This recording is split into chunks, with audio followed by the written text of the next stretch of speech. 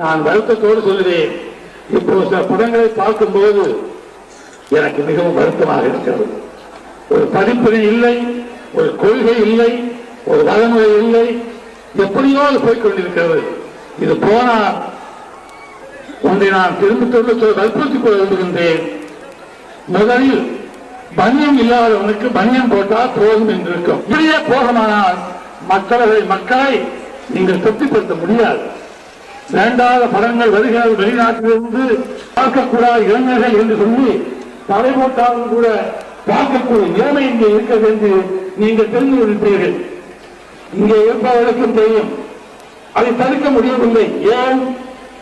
ஆபாச காட்சிகள் வந்து மனிதனை அந்த காட்சியில் பார்க்க தூண்டுகிற போது உங்களால் கொடுக்க முடியாது. திரைப்படத்தை அந்த காட்சி காண்பிக்க முடியாது. ஆங்கிலத்தில் சொல்வது போல் ப்ளூ பிலிம்ஸ் என்று அழைக்கப்படுகின்ற வேண்டாத பாத்திரங்களை சிருஷ்டித்து கதையை கூட அமைத்து அந்த நான் வேதனையோடு சொல்லுகிறேன். அப்படிப்பட்ட ஆபாச படங்களை மக்களுடைய இளைஞருடைய உள்ளத்தில் அது வேண்டும் என்று தோற்றுவிக்கும்படியான நிலைமை உணர்த்துகிறார்கள். மக்களுக்கு நீங்கள் ஒருமைப்பாட்டு சொல்லுங்கள். மக்களே ஜாதி வேதம் இல்லை என்று சொல்லுங்கள். மக்களே உயர்வுதார் இல்லை என்று சொல்லுங்கள். மக்கள் உழைத்து பிழைக்க வேண்டும் என்று சொல்லுங்கள். மக்கள் படித்து முன்னேற வேண்டும் என்று சொல்லுங்கள். உழைக்கின்றவன் தான் உயர்ந்தவன் என்று சொல்லுங்கள். இந்த நாட்டில் வந்தாக வேண்டும்.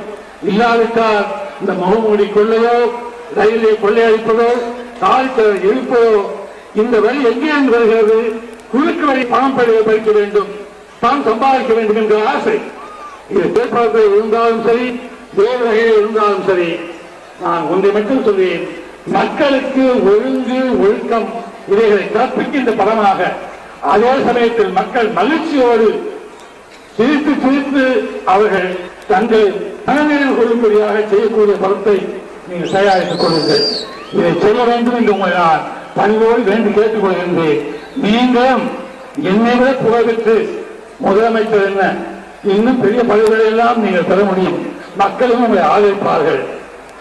நிச்சயமாக சொல்லுகிறேன். சமீபத்தில் 2-3 ஆண்டுகளாக பார்க்கின்றேன். வருகின்ற நடிகர்கள் நிரந்தரமாக இருக்கக்கூடிய வகை இல்லாமல் திடீரென்று தோன்றுகிறேன். வேறு மாநிலங்களில் படம் பார்க்கிற மக்கள் அவர்களுடைய வாழ்க்கையை கவனிப்பதில்லை. பம்பாயில் போனால் என்னென்ன அநியாயம் என்று உங்களுக்கு தெரியும். ஆனால் தமிழகத்தில் அப்படி இல்லை. பிக்னிக் போக முடியாது ஒரு நடிகை மறுநாள் அவர் ரோட்டிலே நடக்க முடியாது. கேள்வி செய்வார்கள், பத்திரிகை வரும், மக்கள் வெறுப்பார்கள்.